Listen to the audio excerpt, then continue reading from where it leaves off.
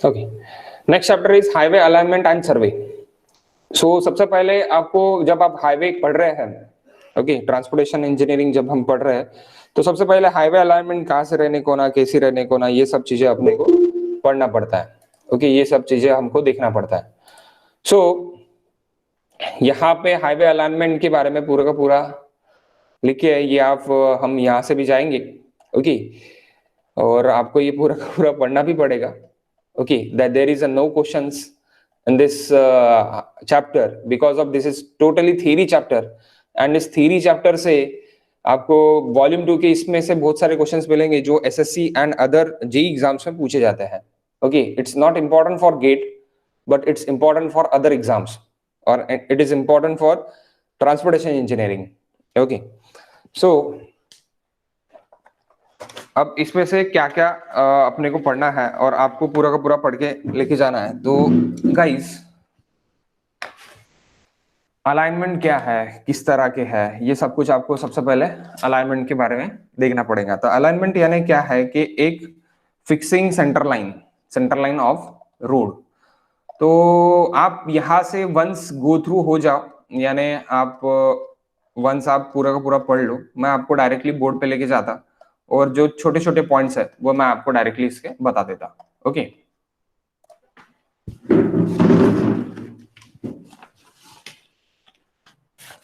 Highway alignment.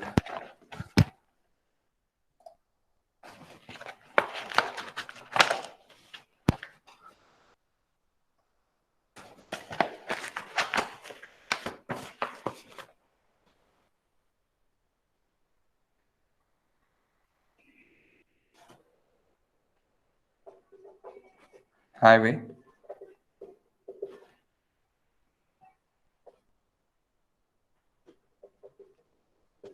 Alignment and survey.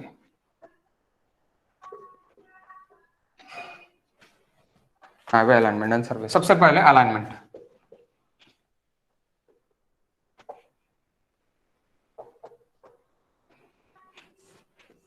Alignment यानी क्या? तो fixing the centre line, fixing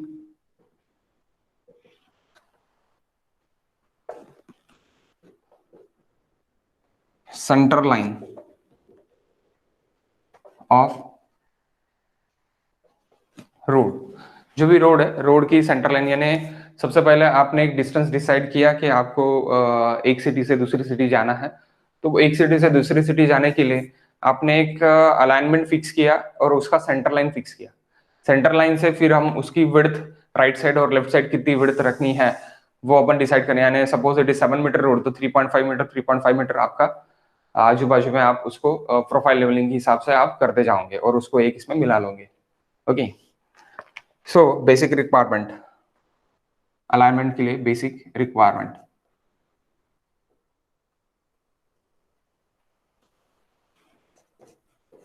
What are the basic requirement? First, short रहने को ना, जो भी रोड लेंथ है, रोड अलाइनमेंट है, एक सिटी से लेके दूसरी सिटी तक वो लॉन्ग नहीं रहने को ना, वो शॉर्टेस्ट रहने को ना, यानी ट्रैवल टाइम बचेगा एंड मनी भी बचेगा। क्योंकि शॉर्ट रहेगा, लेंथ कम रहेंगी, लेंथ कम रहेंगी तो पेट्रोल कंजम्पशन भी कम होगा।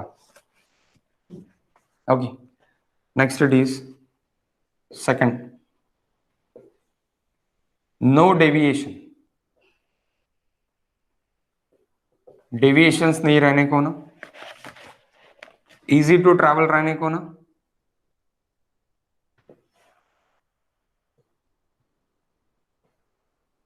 easy to travel. Then fourth it is, sorry, taken 4 here. Fourth it is safe रहने को ना, safe यानी ऐसी ऐसी ऐसी ऐसी एकदम नैरो कर्व्स नहीं रहने को ना। ओके, नैरो डीप्स नहीं रहने को, नैरो हिल्स नहीं रहने को ना, upper hills, not narrow hills, upper hills directly नहीं रहने को ना, डायरेक्ट। ओके, सेफ रहने को ना। And I am talking about economy, तो इकोनॉमिकल भी रहने को ना।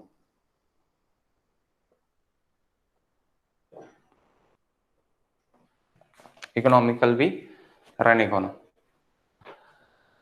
ओके, अगेन कंफर्ट रहने को ना, इकोनॉमिकल रहने को ना एंड कंफर्टेबल रहने को ना.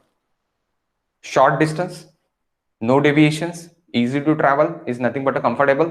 Okay, easy to travel, it is nothing but a comfortable, safe and economical. तो ये बेसिक रिक्वायरमेंट है अलाइनमेंट के. जब भी हम अलाइनमेंट फिक्सिंग करेंगे तब हम ये बेसिक रिक्वायरमेंट यहाँ पे देखेंगे. ये सभी बेसिक रिक्वायरमेंट यहाँ पे देख लेंगे हम.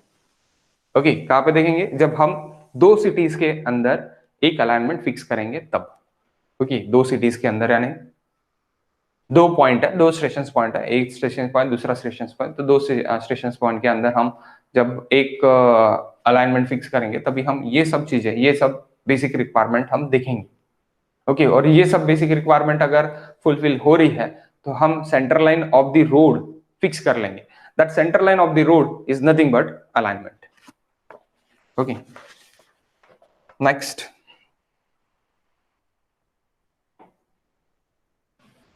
factors controlling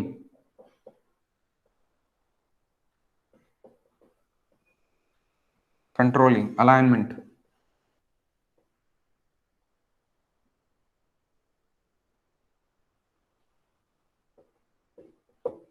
Factors controlling alignment. Factors controlling alignment. First,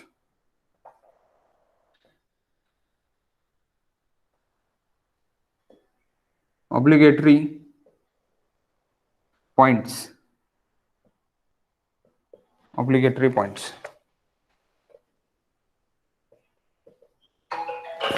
What are the obligatory points now?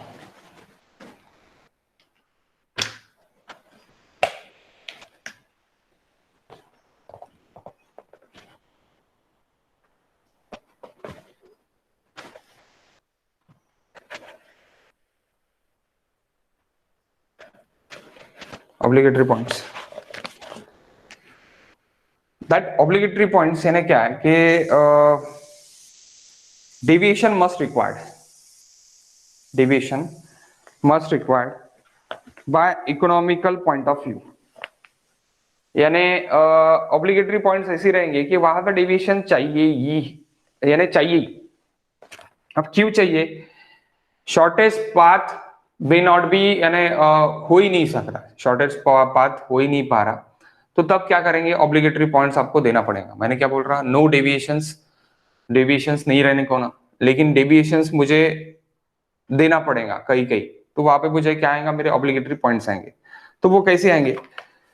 Okay, shortest parts may not be convenient at some places. यानी कुछ प्लेसेस के लिए शॉर्टेस्ट पास आप नहीं कर सकते. जैसे कि आप डायरेक्टली हिल को डायरेक्ट ऊपर से पास नहीं कर सकते, आपको ऐसे ही जाना पड़ेगा. ओके, डेविएशन करके ही जाना पड़ेगा.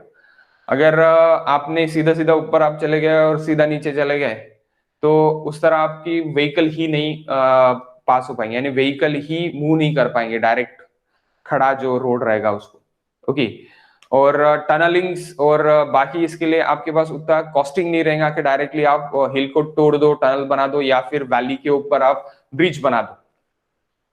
उतना कोई पॉइंट नहीं रहेगा. एट दैट स्टेज आपको क्या करना पड़ेगा? ऑब्लिगेटरी पॉइंट्स आपको मूव करना पड़ेगा और आपको एक शेप्स बनाना पड़ेगा. यानी शॉर्टेस्ट पाथ आप लिखो गाइस, इसके सामने लिखो ब्रैकेट में, shortest path may not convenient. Shortest path may not convenient at some places. Shortest path may not convenient at some places. Some places के लिए ये पॉसिबल नहीं है शॉर्टेस्ट पाथ निकालना. Okay, deviation must required. Deviation must required. Deviation required है वहां पे. Okay, deviation must required by economical point of view. Why the economical point of view? क्योंकि मुझे ब्रिज बनाने के लिए ज्यादा ये लगेगा, खर्चा लगेगा, और मुझे ब्रिज बनाने के लिए ज्यादा खर्चा लगेगा, और मुझे टनल्स बनाने के लिए ज्यादा खर्चा लगेगा. 1 minute guys.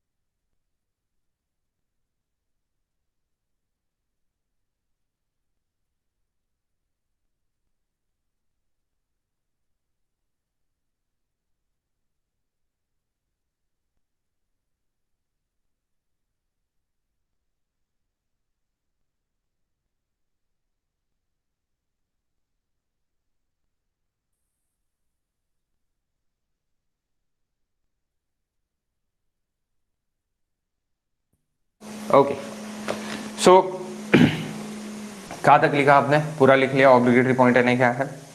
Shortage pass may not convenient at some places, deviation must required by economical point of view. Okay, by economical point of view, that is ये आपने लिख लिया? Please say yes or no.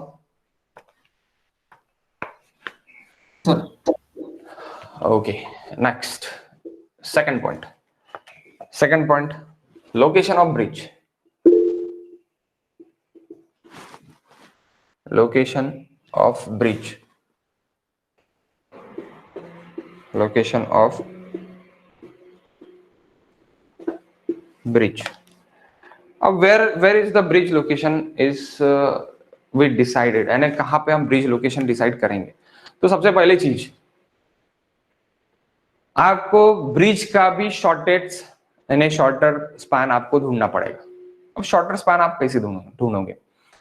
Suppose आप river के ऊपर bridge बना रहे हो या फिर आप दो वैली के बीच में ब्रिज बना रहे हो, दो वैली या फिर एक वैली के ब्रिज में आप ब्रिज बना रहे हो, दो वैलीज के ब्रिज में आप ब्रिज बना रहे हो, मल्टीपल वैलीज के ब्रिज में आप ब्रिज बना रहे हो, तो आपको शॉर्टेज स्पैन ये ढूंढना पड़ेगा सबसे पहले। अगर आप जितना लेंथ शॉर्ट कर दोगे ब्रिज की, उतना इकोनॉमिकल आएगा, उतना इकोनॉमी आएगा। Okay, why? Because of bridge की जितनी लेंथ बढ़ेगी उतना उसका फाउंडेशन का कॉस्टिंग बढ़ेगा, उतना उसका पियर का कॉस्टिंग बढ़ेगा, उतना उसका स्पैन का कॉस्टिंग बढ़ेगा, जो भी स्पैन हम डाल रहे हैं, रेलिंग का कॉस्टिंग बढ़ेगा, एवरी कॉस्टिंग इज एडेड। अगर आप उसी जगह 500 मीटर का रोड बना रहे हो, रोड, ओके, तो वो उतना कॉस्टेबल नहीं रहेगा as much as 100 metre is length is more. यानी अगर आप 100 मीटर की लेंथ आप ज्यादा बना रहे हो ब्रिज में, वो आपका 500 मीटर के रोड के लिए भी ज्यादा रहेगा। ओके, 500 मीटर के रोड की लेंथ कम रहेगी as compare to the 100 metre of bridge length. Okay, so that is important कि आपको ब्रिज की लेंथ कम रखनी है। अब कम कैसे रखेंगे? ओके, ब्रिज की लेंथ आप कम कैसे रखेंगे, यानी अभी समझ लो कि one type of here is contour.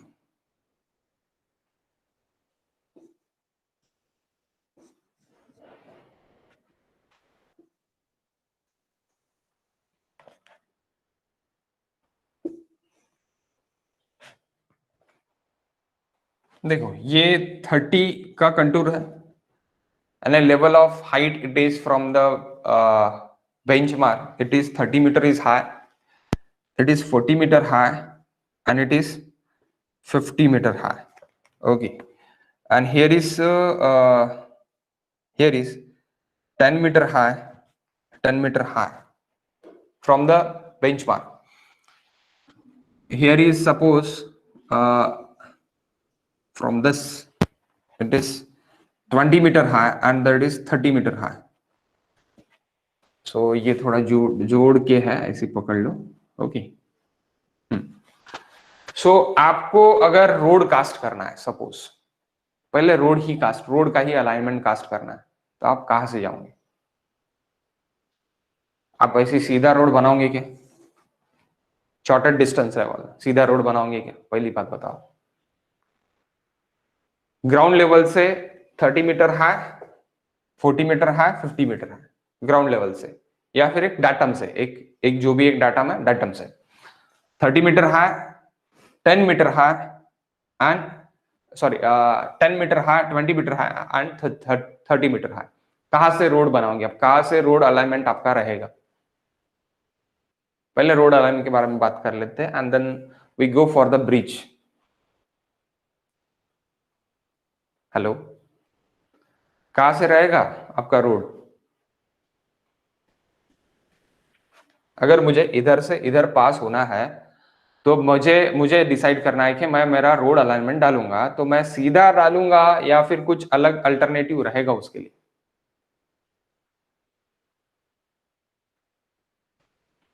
Please give me answer guys.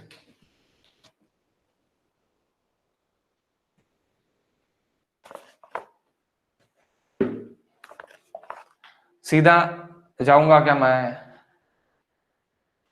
Prachi बताओ, आप सीधा जाओगे क्या?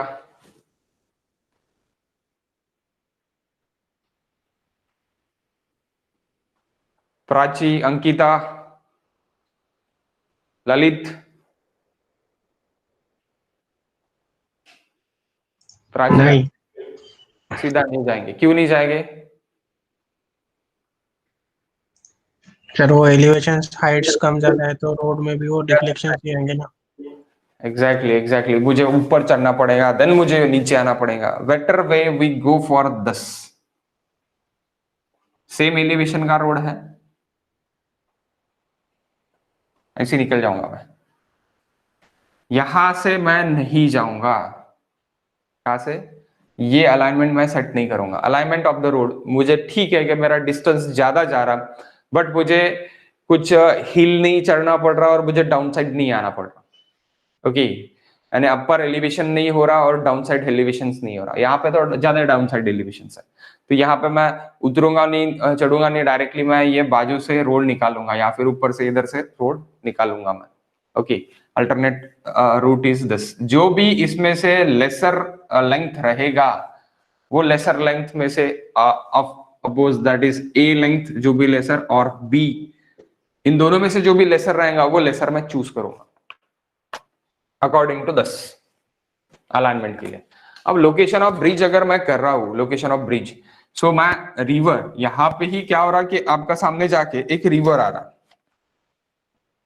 एक रिवर आ रहा।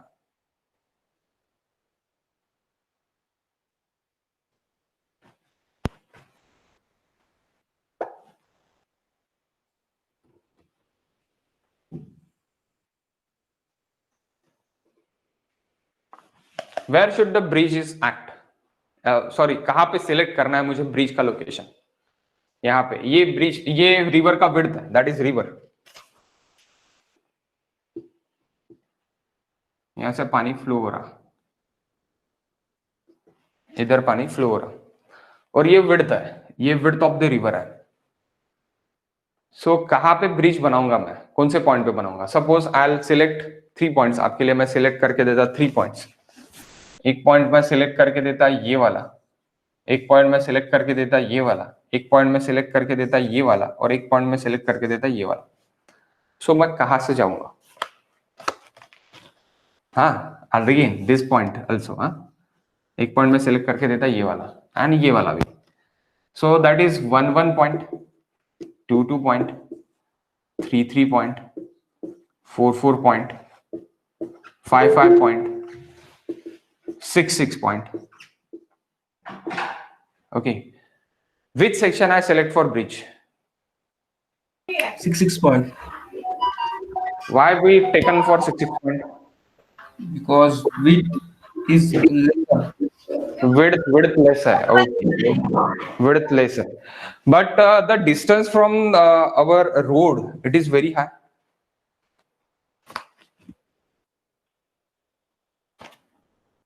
आपका तो यहां से सीधा रोड जा रहा, फिर आप इतना घूम के क्यों जाओगे? सर, जितना इकोनॉमिकल कॉस्ट बचाने के लिए शॉर्ट डिस्टेंस रहेगा।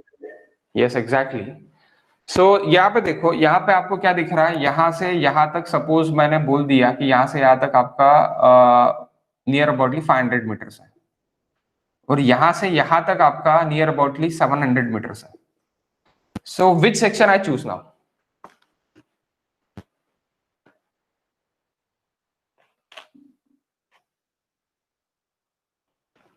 That is 700 meter from this, and that is 500 meter from this.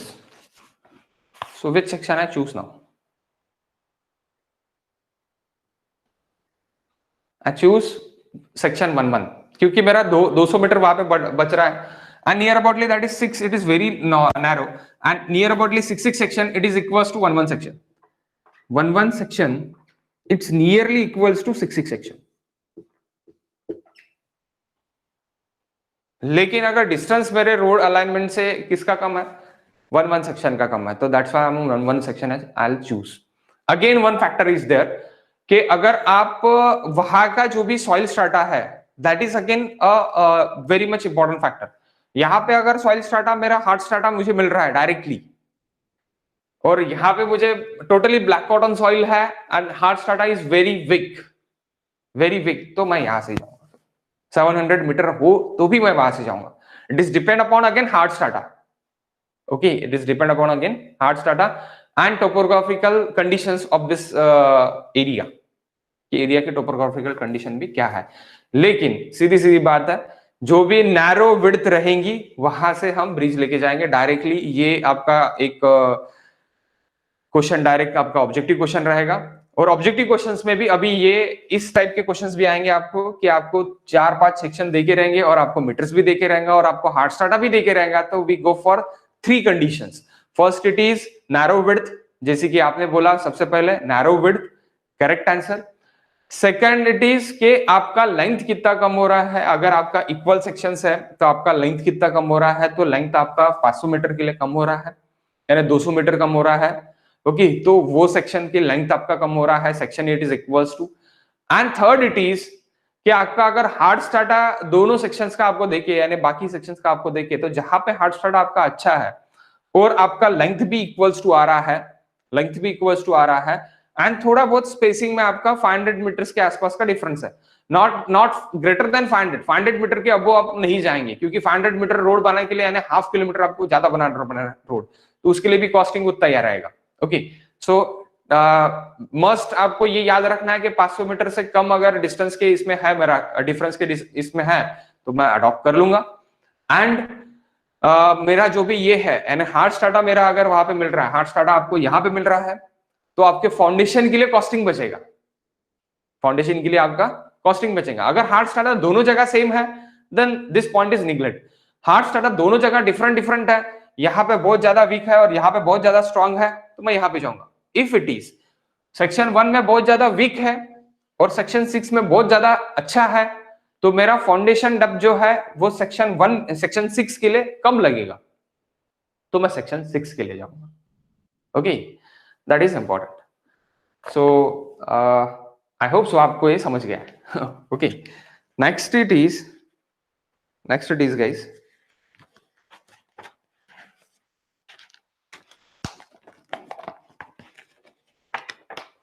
resisting length to.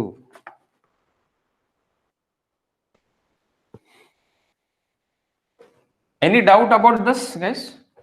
किसी को भी डाउट होगा तो पूछ सकते हैं आप। दैट इज इंपॉर्टेंट क्वेश्चंस, ये डायरेक्टली क्वेश्चंस है ना, ऑब्जेक्टिव क्वेश्चंस में पूछ सकते हैं direct, not for GATE, it's for SSC and other exams, not asked in GATE. It is little bit chance and 1% chance है कि वो गेट में पूछ लेंगे, 1% ओनली। ओके, लेकिन बाकी एग्जाम्स के लिए एमपीएससी लाइक 100% चांस। Okay, any doubt please? If it is no doubt, हम सामने जाते हैं। Resisting length. Okay, what is resisting length now? Suppose ये एक फ्लैट सरफेस है, यहां पे क्या हुआ कि यहां पे 2% हाई है, थोड़ा ज्यादा ही हो गया, that is 2% high,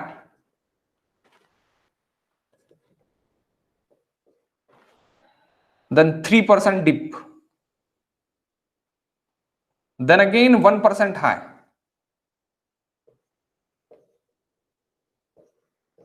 %3 dip minus, and again plus 1% high,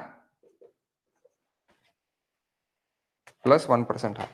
So what is resisting length? What is resisting length? So resisting length, it is equals to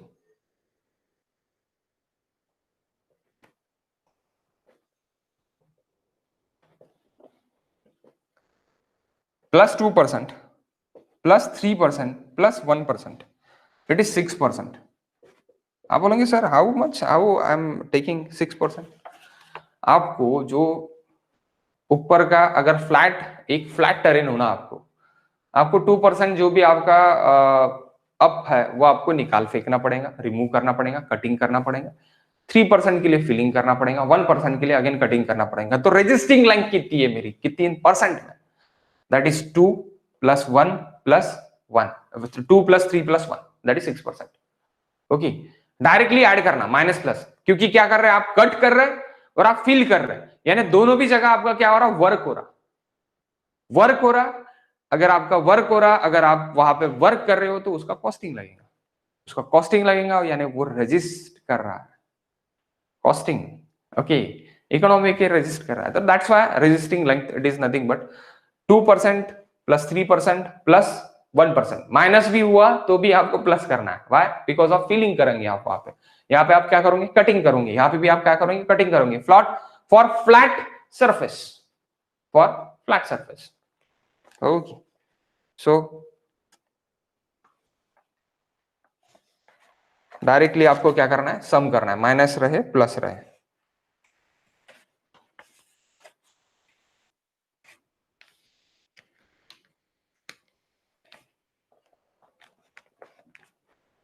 next,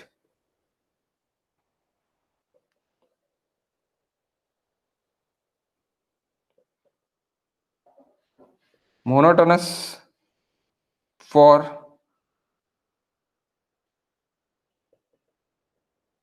driving means,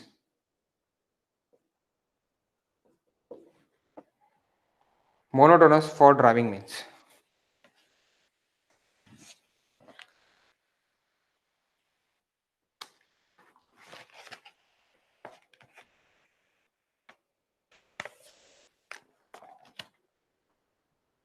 monotonous for driving means क्या होगा, that is word, it is very much important.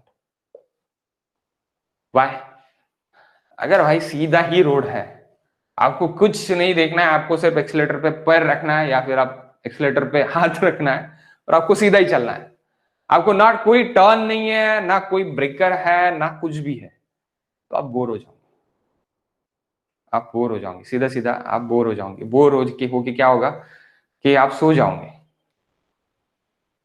Okay, हाँ, जिसको drive करने के लिए बहुत ज्यादा interest आ रहा है और वो कर सकता है, वो इंटरेस्टली यानी वो स्पीडली चलाएगा, एकदम स्पीडली चलाएगा। लेकिन जो दिन रात वही काम करता है, ड्राइविंग करता है, वो क्या हो जाएगा, वो बोर हो जाएगा। उसको तो पता है कि सामने सीधा सीधा ही है, तो वो एक्सीलेटर करेगा और गाना वाना सुनेगा, अरे सामने तो सीधा ही है, कुछ तो मोड़ भी तो नहीं है, अटेंशन नहीं रहेगा, स्लीप हो जाएगा, स्लीप हो जाएगा, सॉरी, सो जाएगा। ओके, स्लो सो जाएगा वो, तो वो सोने को नहीं होना, इसीलिए आपको क्या करना पड़ेगा, अलाइनमेंट जो भी है आपका, वो आपका स्ट्रेट ना रखते हुए, टोटली स्ट्रेट ना रखते हुए, उसको कुछ ना कुछ कर्व्स चाहिए, कुछ ना कुछ उसको अलाइनमेंट आपका बदलने को होना, यानी आपका ना स्ट्रेट रहते हुए, टोटली स्ट्रेट ना रहते हुए, आपका सम डिस्टेंस पे आपके कुछ कर्व्स एंड बेंड्स ये रहने को होना। It is important for driver psychology. Okay, जब हम ड्राइविंग साइकोलॉजी के लिए देखते हैं, आपको देखना है, आप जब कर्व से आप लेके जाते तो आपको बहुत मजा आता चलाने के लिए गाड़ी, और आप वही स्ट्रेट रोड पे चलाते, अरे क्या है मस्त, मैं यानी गाड़ी यही कर रहा, रेसी कर रहा, लेकिन रास्ता ही नहीं आ रहा, रास्ता ही नहीं आ रहा, इसी आप बोलते हैं, यानी सामने का कुछ भी नहीं आ रहा, कुछ भी नहीं, नॉट एंटरटेनमेंट नहीं होता। तो साइकोलॉजी के हिसाब से अगर आप देखें, तो जो भी कर रोड्स है, यानी हिली रोड्स है, कर रोड्स है, वहां पर ड्राइव करने के लिए बहुत अच्छा लगता है सभी लोगों को, मुझे ही नहीं, सभी लोगों को। ओके, और स्ट्रेट रोड आपको सबसे ज्यादा बोर होता है। स्ट्रेट रोड में अगर आपके पास यानी बहुत सारे ग्रीनरीज है एंड ऑल दस थिंग है कि आजू बाजू पे कुछ तो भी है, मिल रहा है आपको, तो आपको अच्छा लगता है। लेकिन इफ सर्टेन डिस्टेंस के बाद 20 किलोमीटर 30 किलोमीटर आपका सीधा सीधा स्ट्रेट ही है, ना एक सिंगल आपका बेंट है, ना सिंगल कर है, तो 101% ट्रक ड्राइवर सो जाते, ट्रक ड्राइवर क्या करते, सो जाते, अगर उसके सामने कोई भी व्हीकल नहीं है तो। अगर उसके सामने व्हीकल्स है, ट्रैफिक है, then it is not possible. लेकिन अगर उसके सिंगल ट्रक है और सिंगल ट्रक ही वो चला रहा है और कुछ भी नहीं है सामने, कुछ भी ट्रैफिक नहीं है और स्ट्रेट स्ट्रेट रोड ही देख रहा है, तो वो बोर होता है, वो बोर होता है। Okay, so that's why that is important. यानी क्या हो गया, लिखो, ड्राइवर में ड्राइविंग ड्राइवर में ड्राइविंग, ड्राइवर में driving in sleepy mode, driver में driving in sleepy mode, driver में driving in sleepy mode in straight and empty road, straight and empty road, straight road and empty road. Okay, traffic ही नहीं है उसके सामने तो वो सोएगा ही ना, तो बोलेंगे अरे कुछ भी नहीं है तो मैं ऐसी सोते सोते यानी झपके मारते मारते मारते मारते वो क्या करेगा, ड्राइव करेगा। सामने अचानक कोई तो भी आ गया, उड़ा दिया। बहुत सारे आपको एक्सीडेंट्स इसी तरह दिखेंगे। ओके, अलग रीजंस भी रहते हैं। तो ये हो गया आपका हाईवे अलाइनमेंट के बारे में, इतना इंपॉर्टेंट है और इतना सभी एग्जाम्स में ये चीजें, this point and requirement of the alignment, इसके ऊपर क्वेश्चंस पूछे जाते हैं। बाकी जो टॉपिक्स यानी और अच्छे से देखे हैं तो वो आपके चैप्टर में देखिए, please go through the chapter. We move to the next chapter. Okay, we move to the again next chapter guys, highway geometric design, highway geometric design. 1 minute.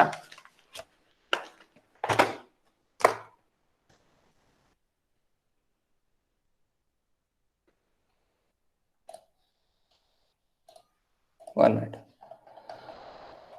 Share file दिख रही है सबको गाइस? हेलो,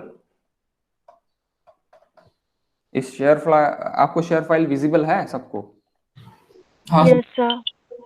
तो आप पूरा का पूरा ये जो रिक्वायरमेंट वगैरह है, ऑब्लिगेटिव पॉइंट है, लोकेशन ऑफ ब्रिज है, बाद में हिल पास, हिल पास आप कैसे करोगे तो आपका यहाँ पे ये हिल्स है, ये 480 मीटर का हिल्स है।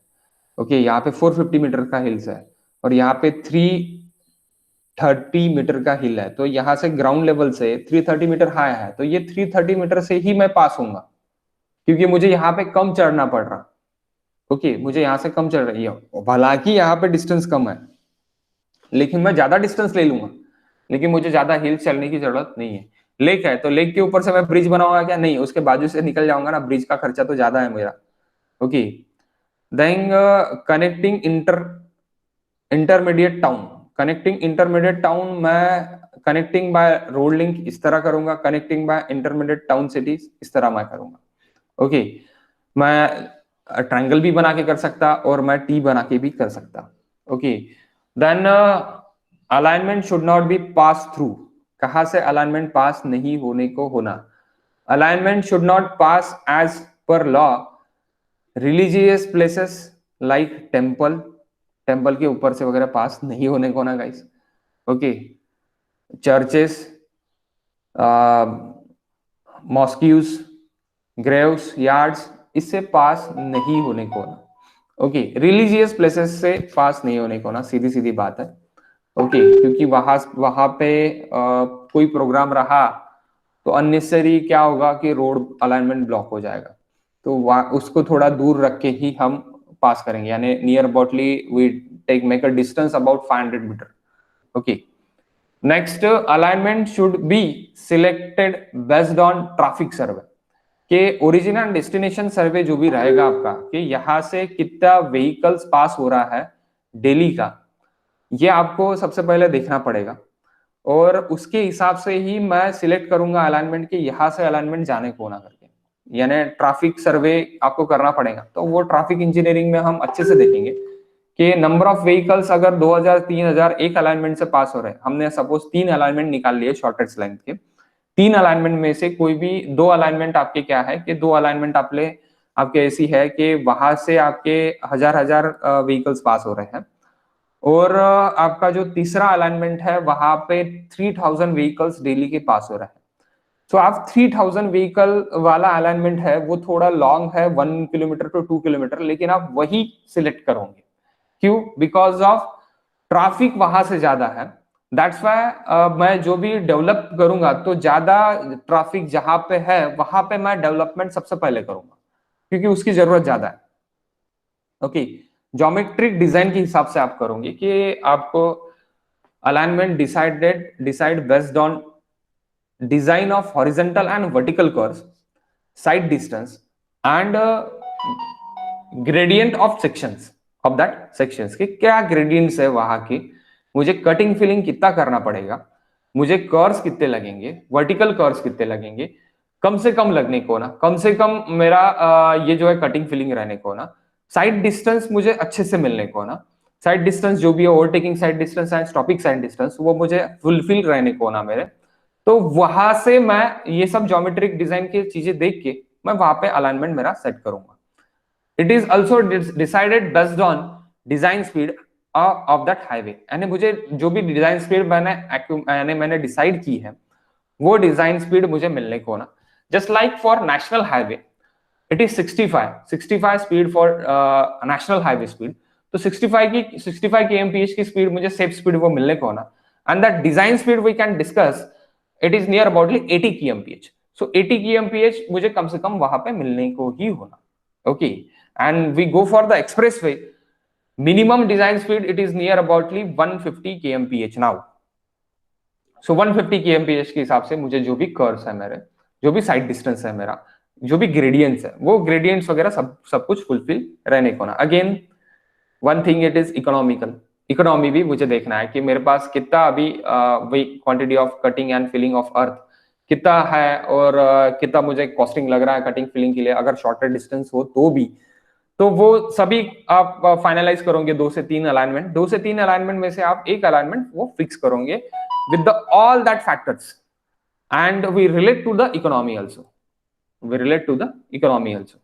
Okay, then care of hills, other consideration, care of hill road common problem in hill road are landsliding। सबसे ज्यादा आप देखते होंगे कि आप अगर जम्मू कश्मीर में अगर जाते हो या फिर आप हिमाचल में जाते हो, तो हिमाचल में सबसे ज्यादा वही चीजें रहती है कि लैंडस्लाइड हो गया, रास्ता बंद हो गया, 3 दिन रास्ता नहीं खुलेगा। Okay, Mumbai Pune old highway, इस पे भी बहुत सारे प्रॉब्लम थे। Old expressway, old highway, not expressway, old expressway भी था और ओल्ड हाईवे भी था, तो ओल्ड हाईवे और ओल्ड एक्सप्रेसवे में बहुत सारे प्रॉब्लम्स थे जो कि अभी प्रॉब्लम्स नहीं है, उन्होंने स्टेबलाइजेशन उसका कर लिया है, सो वहां पे इतने सारे अभी प्रॉब्लम्स नहीं हो रहे हैं। Okay, 1 minute guys. ओके, सो वो भी आपको देखना पड़ेगा। प्रोवाइड एडिक्वेट ड्रेनिंग फैसिलिटी, वो भी चाहिए। रिड्यूसिंग हेयर पिन बेंड्स, यानी hairpin bends, it's what type of hairpin bends, I am giving your example that type of, ये जो है ना ये वाला हेयर पिन बेंड है, हेयर पिन बेंड नहीं होने को ना। हेयर पिन बेंड में सबसे ज्यादा चांसेस रहता है एक्सीडेंट्स। निग्लेक्टिंग एक्सीडेंट अगर आपको करना है तो आपको हेयर पिन बेंड निकाल फेंकना होगा। ओके, हेयर पिन बेंड आपको नहीं चाहिए। Next, registering length should be minimum and हिली रोड्स मिनिमम होना है। पोटेंशियल पॉलिटिकल आपको जो भी है वो territory become across state alignment, deviation of alignment is necessary. Deviation of alignment यानी आपका जो भी है, अभी मैंने इसके बारे में डिस्कस किया। ओके, तो वो चीज सब deviation of alignment is required. Okay, hydrological rainfall and rain water table, वो भी आपको देखना पड़ेगा, हाइड्रोलॉजिकल भी आपको सोचना पड़ेगा। ओके, एंड सबसे पहली बात, सबसे ज्यादा पूछने जाने वाला क्वेश्चन, कि आपको engineering survey for highway alignment जब आप करते हो तब आपको क्या क्या प्रिपेयर करना पड़ता। तो सबसे पहले आपको मैप स्टडी करना पड़ता अलाइनमेंट डिसाइड करने के लिए। देन आप कौन सा स्टडी करते, रिकॉग्नाइजेशन। सो आप रिकॉग्नाइज यानी, तो आप सबसे पहले क्या करते, रिकॉग्नाइजेशन सर्वे करते। देन आप क्या करते, प्रिलिमिनरी सर्वे करते। देन आप क्या करते, फाइनल लोकेशन एंड डिटेल सर्वे करते। तो सबसे पहले आप मैप स्टडी कहां से करोगे, आप गूगल अर्थ से जाओगे अभी, और आप पहले मैप स्टडी करोगे, या फिर आपके पास सर्वे ऑफ इंडिया के पास सबके मैप्स रहते, टोपोग्राफिकल मैप्स, वो टोपोग्राफिकल मैप्स आप देखते, यूजिंग टोपोग्राफिकल मैप्स आप देखते। उसके बाद आप यानी डिफरेंट अल्टरनेटिव रोड अलाइनमेंट, मैंने अभी बोला प्रपोज अलाइनमेंट रहते हैं, डिफरेंट अल्टरनेटिव अलाइनमेंट्स आप सेट करते, वो सेट करने के बाद आप क्या करते कि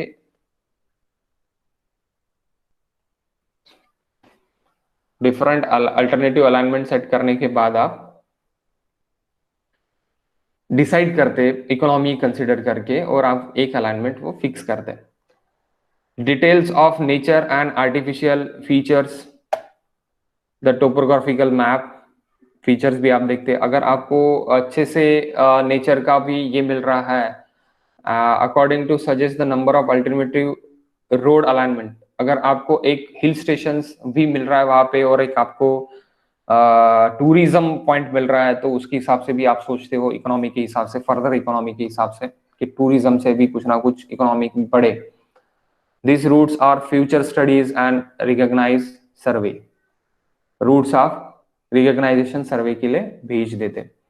देन यहाँ पे क्या होता कि सेकंड फेज रहता, ये सेकंड स्टेप रहता सर्वे का। पहला स्टेप तो आपका मैप स्टडी रहता जो आप ऑफिस में बैठ के करते। यहाँ पे क्या होता कि आप साइड पे चले जाते, साइड पे चले जाते और एक माइनर इंस्ट्रूमेंट ले लेते, एबनी लेवल वगैरह, टैंजेंट क्लिनोमीटर वगैरह, और एक रफ सर्वे आप करके आ जाते हैं। ओके, रफ सर्वे आप करके आते हैं। यानी यहाँ पे आप कहाँ पे थे, मैप स्टडी में आप ऑफिस में थे, ऑफिस में आपने डिसाइड कर लिया। अब आप साइड पे चले गए, जहां पे आपका साइड है एक्चुअल में, आप वहां पे चले गए। वहां पे जाने के बाद आप माइनर सर्वे कर रहे हैं। माइनर सर्वे करके आप क्या कर रहे हैं कि वहां पे आप रफ आइडियाज लेके आ रहे, और आप सभी आइडियाज लेके आ रहे हैं, और आपको ये भी समझ रहा कि इकोनॉमिकल कौन सा है, रूट कौन से कैंसिल करने हैं, कौन से रूट अच्छे रहेंगे, फ्यूचर स्टडी के लिए कौन से अच्छे रहेंगे, ये सब कुछ आपने डिसाइड कर लिया। एंड देन नेक्स्ट स्टेज जो रहेंगी वो प्रिलिमिनरी सर्वे रहेगी। Preliminary survey is a third stage. ये first stage, second stage and that is third stage. Aim is finalizing the most suitable alignment. Most suitable alignment आप finalize कर दोगे various alternative alignment में से। All modern equipment like theodolite is use. Now we can take total stations. Total station is used. Theodolite with the combination of theodolite with the, guys, total station, it is the combination with the theodolite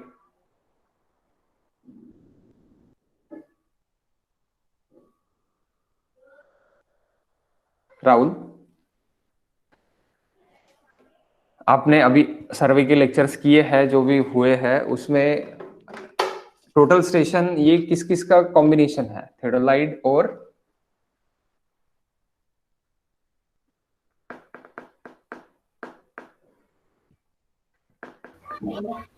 Leveling instruments, dumpy levels and leveling instruments. Electronic distance डिव्हाइसला काय म्हणतो आपण? EDM. Electromagnetic distance It is measurement. the combination of total station. It is the combination of EDM and theodolite. Okay. Okay, so please understood this कि हम directly क्या लेके जाते वहां पे, हम डायरेक्टली टोटल स्टेशन लेके जाते, उससे हमको थेडोलाइट भी मिलता और एडीएम भी मिलता।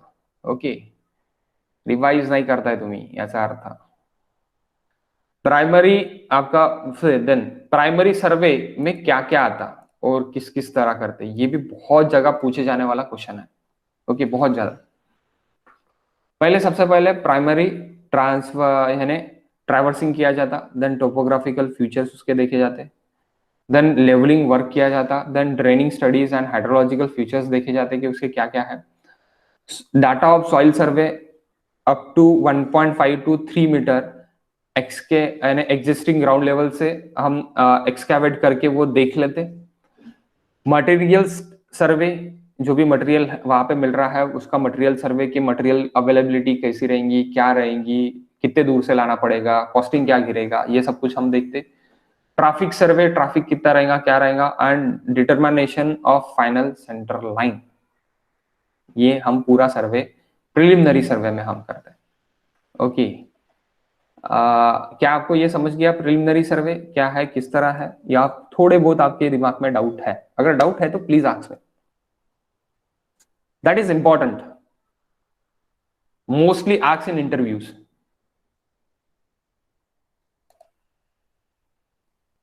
Hello, any doubt guys?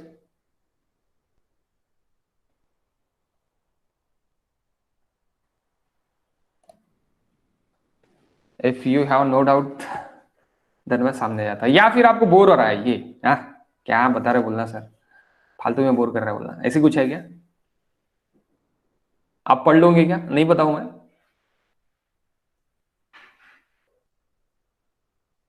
Hello,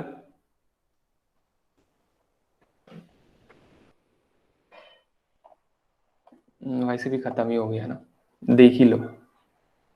okay, final location and detail survey. Then next, final location and detail survey. Detail survey आप कर लोगे। डिटेल सर्वे में क्या आप करोगे? अलाइनमेंट आप ट्रांसफरिंग कर दोगे, एंड अलाइनमेंट आप सेट ही कर दोगे, वहां पे आप अलाइनमेंट डाल दोगे। This is done by transit theodolite. ये बहुत बार पूछा जाता है कि कहाँ से अलाइनमेंट, यानी कौन से इंस्ट्रूमेंट से अपन अलाइनमेंट सेट करते हैं? ट्रांजिट थेलोलाइट से सेट करते हैं। मिनिमम आपके पास ट्रांजिट थेलोलाइट रहने को ना है, और maximumly we use total station. Okay, major and minor control points आपके पास इस्टेब्लिश हो जाने को ना, ground and centre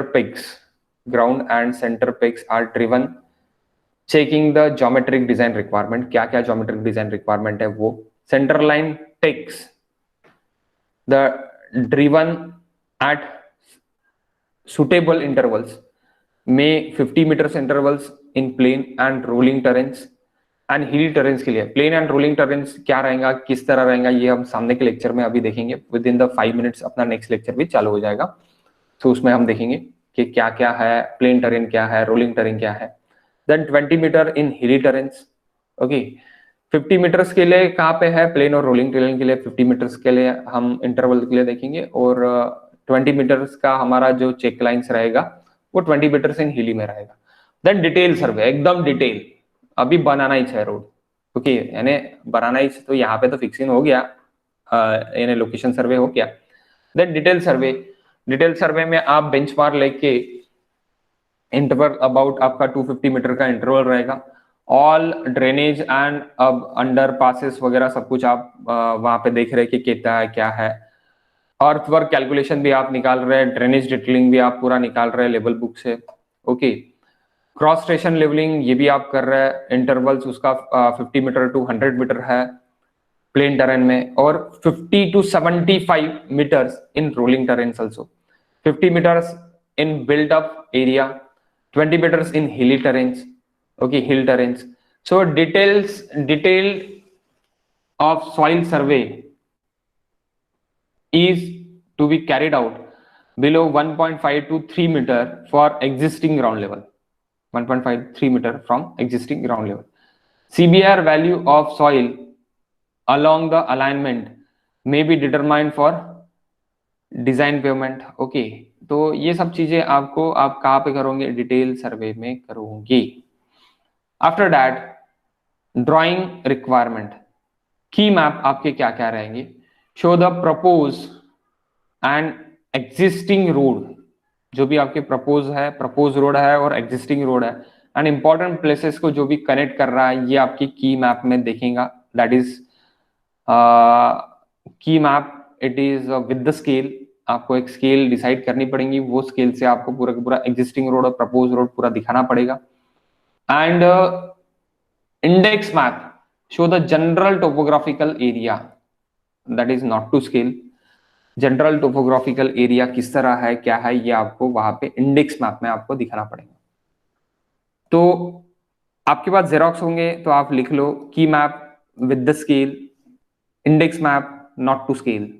Okay, the next is submersible, यानी submersible area, जो भी submersible area है, formation level should be 0.6 metre अबो, यानी 2 फुट तो भी आप अबो रखोगे। कहाँ से?